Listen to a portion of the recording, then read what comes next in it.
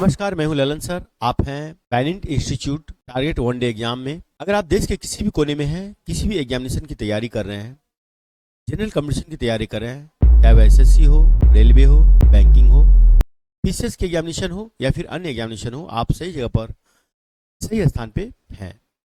अगर उस एग्जामिनेशन में मैथ, रीजनिंग, एसएसटी, साइंस पूछे जाते हैं तो आप सही प्लेटफॉर्म पे हैं। हमें आशा है कि अब तक जो मैंने आपको पढ़ाए हैं, जो मैंने आपको समझाने का प्रयास किया है, आपको समझ में आ रही होगी। इसके अलावा भी अगर आपको लगता है ऐसा कि कोई प्रॉब्लम है तो आप क्वेश्चन उधर से कर सकते हैं, और इसके अलावा आपको कोई प्रॉब्लम हो तो भी आप लिख सकते हैं लाइव क्लासेज में। आपको जो है, मैंने जो मॉडर्न हिस्ट्री में जो मैंने पहले आपको सबसे पहले आपको पहला टॉपिक मैंने जो लिए थे, मुगल साम्राज्य का पतन। इस मुगल साम्राज्य के पतन में जो मैंने आपको बताया था कि मुगल साम्राज्य का पतन में कौन कौन से बिंदु इनके उत्तराधिकारियों में थे, उन बिंदुओं को मैंने एक एक करके आपको मैंने बताए थे। मुगल साम्राज्य के पतन में मुगल साम्राज्य के पतन में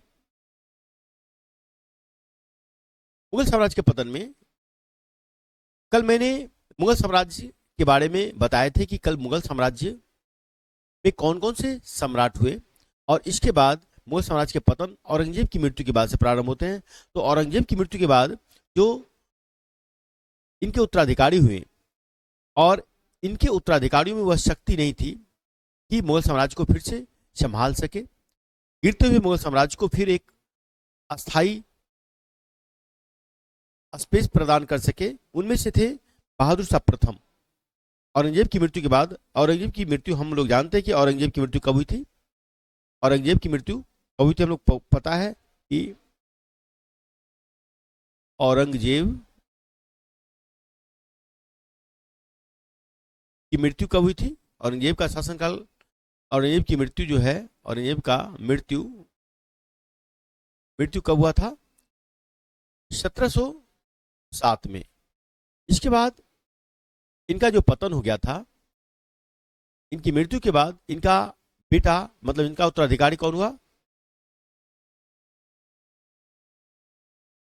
बहादुर शाह प्रथम। इनका शासनकाल कब से कब तक रहा? 1707 से 1712 तक रहा। ठीक है।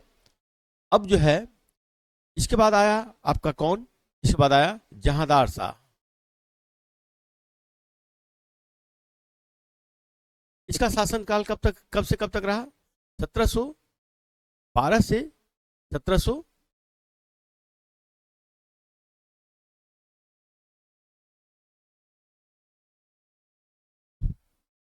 1700 आपका 13 तक रहा।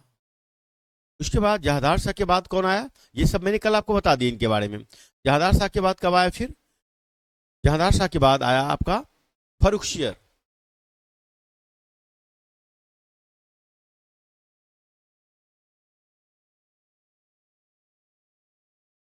फर्रुखशियर। और इसका शासनकाल कब से कब तक रहा? आपका इसका रहा 1713 से 1719। यहां तक मैंने आपको बताया। इसके बाद मैंने आपको बताया फर्रुखशियर के बाद आया कौन? मोहम्मद शाह।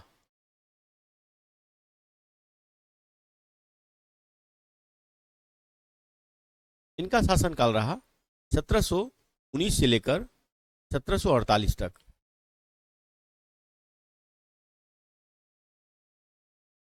अब यहां से हम शुरू करेंगे मोहम्मद शाह के बारे में, जिनका नाम, मोहम्मद शाह का एक दूसरा नाम भी था। क्या नाम था? रोशन अख्तर।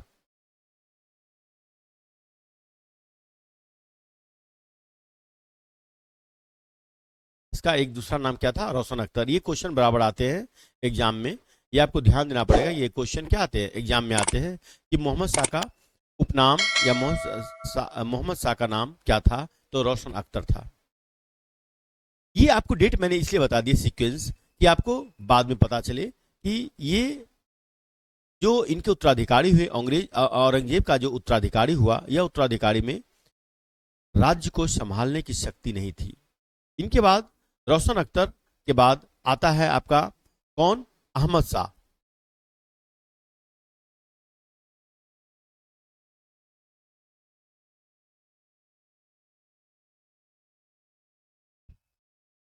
अहमद शाह। और ये अहमद शाह का शासन कब से कब तक रहा? आपका 1748 से लेकर आपका 1754 तक, 1754 तक। और इसके बाद आया आलमगीर द्वितीय।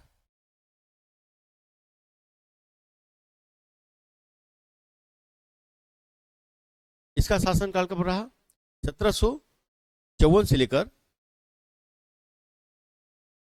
59, 1759 तक।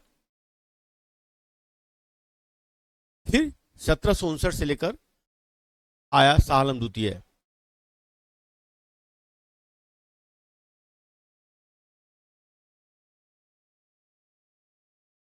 सत्रह सौ से लेकर आपका 1806 तक ये रहे हैं।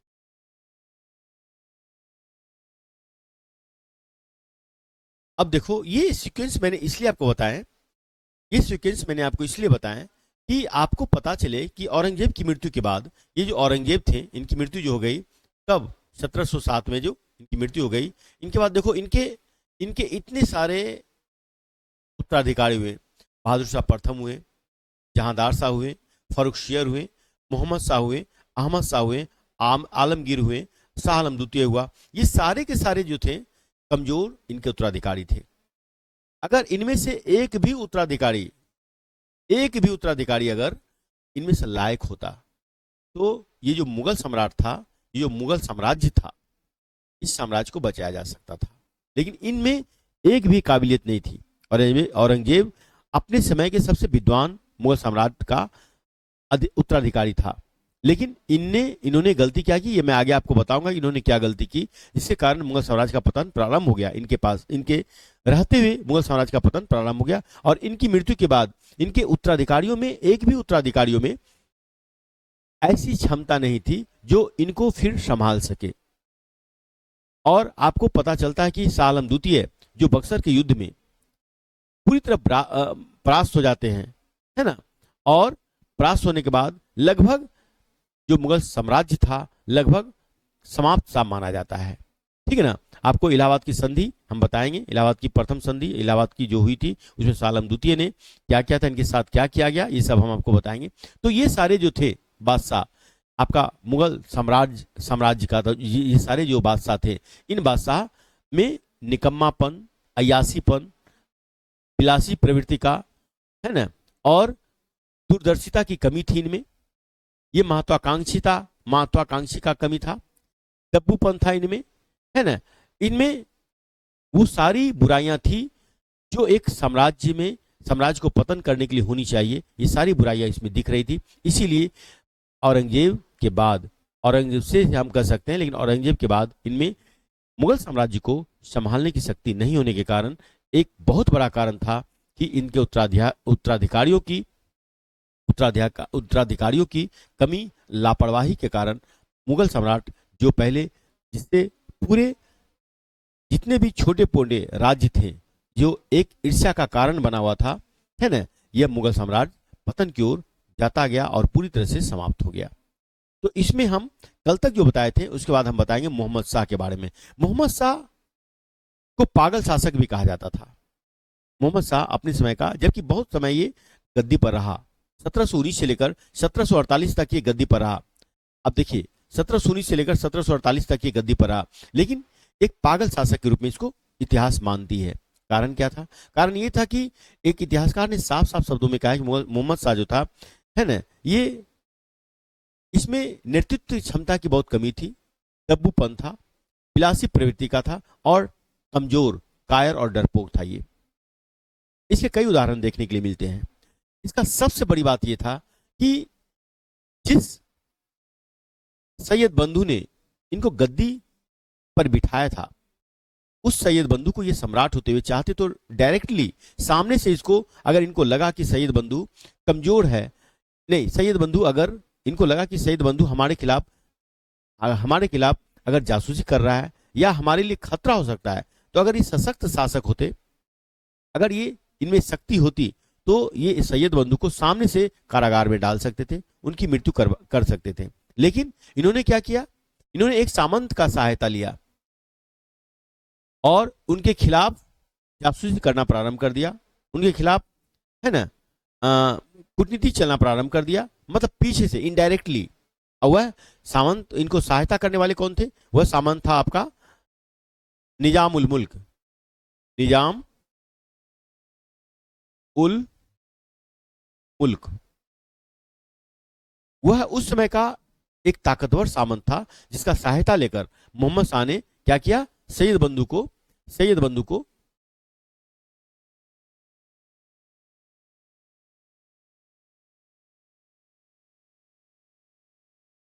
सैयद बंधु को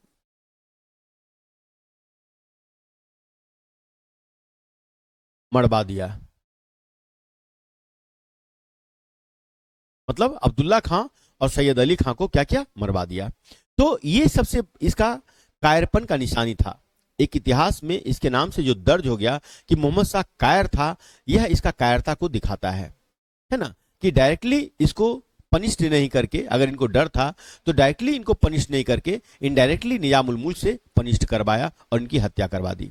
अब यहां से जो है निजाम उल मुल्क 2 साल 22 में जब मोहम्मद शाह के नेतृत्व में जब इन्होंने सैयद बंधु को मरवा दिया, तो खुश होकर मोहम्मद शाह ने इसको अपना क्या बनाया, निजाम उल मुल्क को क्या बनवा लिया, निजाम उल मुल्क को आपका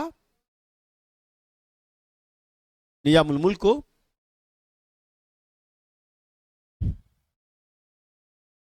तो ये क्या किया, निजाम उल मुल्क को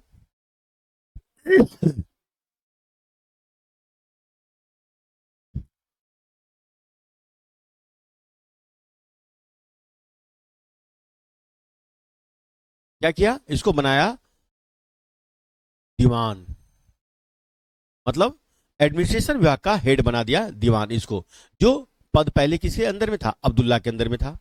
तो निजाम उल मुल्क को वह पद दे दिया। निजाम उल मुल्क लेकिन जो था 2 साल तक, यानी 1722 से 1724 तक इन्होंने इसकी सेवा की। किसका, मोहम्मद शाह का सेवा किया। लेकिन अंत में मोहम्मद शाह को सेवा करते हुए निजाम उल मुल्क को लग गया कि यह जो है यहां पर रह के, इनके साथ रह के देश को संभाला नहीं जा सकता है। इसको निजाम उल मुल्क को ऐसा लगा कि अगर मोहम्मद शाह के साथ रहते हैं और मोहम्मद शाह के अगर भरोसे रहते हैं तो देश कभी संभल नहीं सकता है, राज्य कभी संभल नहीं सकते हैं। और यह सोचकर अपने निजाम उल मुल्क जो है, अपने जो है नमक का शरीयत देते हुए इच्छा पूर्वक 1724 में इसने क्या किया, दिल्ली को छोड़ दिया और मोहम्मद शाह का आज्ञा लेकर यह हैदराबाद चला गया। कहां चला गया, हैदराबाद। और हैदराबाद स्वेच्छा से हैदराबाद चला गया और हैदराबाद जाकर वहां पर हैदराबाद में अपने राज्य को जो है स्थापित किया हैदराबाद में, और वहां से हर साल समय पे अपना टैक्स जो है मोहम्मद शाह को भेज दिया करता था। यह उसका ईमानदारी का प्रतीक था। दिल्ली छोड़कर, जबकि यह ताकतवर सामंत था, लेकिन इतना होते हुए आपने यह कभी ताकत को मिसयूज नहीं किया। यह चाहता तो मोहम्मद शाह को गद्दी से हटा सकता था और यहां पर दूसरे शासक को बैठा सकता था, लेकिन इन्होंने ऐसा नहीं किया। इन्होंने क्या किया, यह इनको जब लगा कि इनको संभाला नहीं जा सकता है, इनको सुधारा नहीं जा सकता है, क्योंकि मोहम्मद शाह दबूपन था, इसीलिए इनको लगा, और यह दूसरे की बातों में बहुत जल्दी आ जाता था, तो इनको लगा कि जो हाल अब्दुल भाई का हुआ है, जो दाल अब्दुल्ला का हुआ है, जो सैयद बंधु भाई का हुआ है, वह मेरे साथ भी कल हो सकता है, और यह कल मेरे साथ भी ऐसा कर सकते हैं, और मैं यहां रहकर इनके ढुलमुल नीति से प्रभावित नहीं हो सकता हूं, क्योंकि यह एक सशक्त महत्वाकांक्षी व्यक्ति था। इन्होंने स्वेच्छापूर्वक अपनी उदारता का प्रतीक करते हुए, अपनी उनका इज्जत करते हुए मोहम्मद शाह का इन्होंने क्या किया, 1724 में क्या किया, हैदराबाद 1724 ईस्वी में दिल्ली को छोड़कर हैदराबाद चला गया और वहां पर जाकर एक नए राज्य की स्थापना की, जिसका है ना हैदराबाद का निजाम कहलाया बाद में है ना। तो इस तरह से निजामुल मुल्क वहां से गया। अब इसके जाने के बाद मोहम्मद शाह प्रारंभ किए अपने अपने चलाना क्या, राज्य। और इस राज्य को जब चलाना प्रारंभ किए तो इसके समय में आपका 13 फरवरी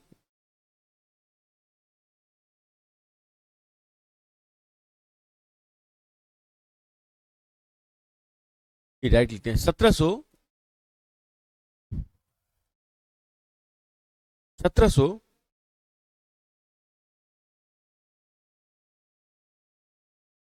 1739 में नादिर शाह का,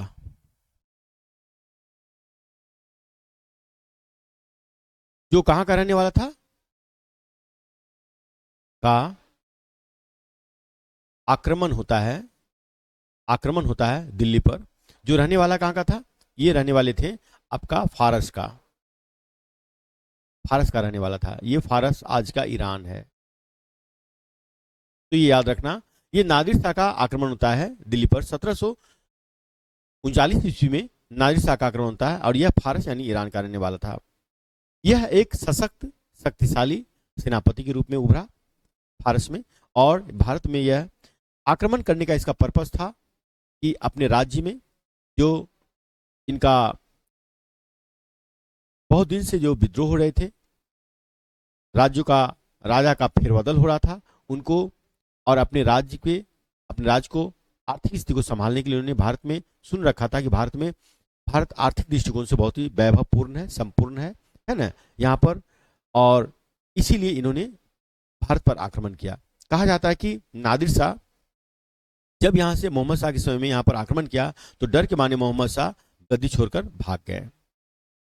मोहम्मद शाह गद्दी छोड़कर भाग गए और नादिर शाह ने यहां पर जब आक्रमण किया तो यहाँ के सैनिकों को मरवाया। यहाँ पर सैनिकों को मरवाने के बाद यहाँ पर जनता पर आक्रमण किया, अपने सैनिकों को मरने का बदला लिया, है ना, और काफी लूटपाटे की। कहा जाता है कि 70 करोड़, है ना, की संपत्ति नादिर शाह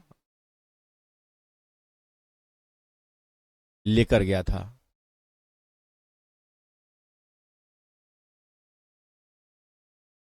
कहां, फारस।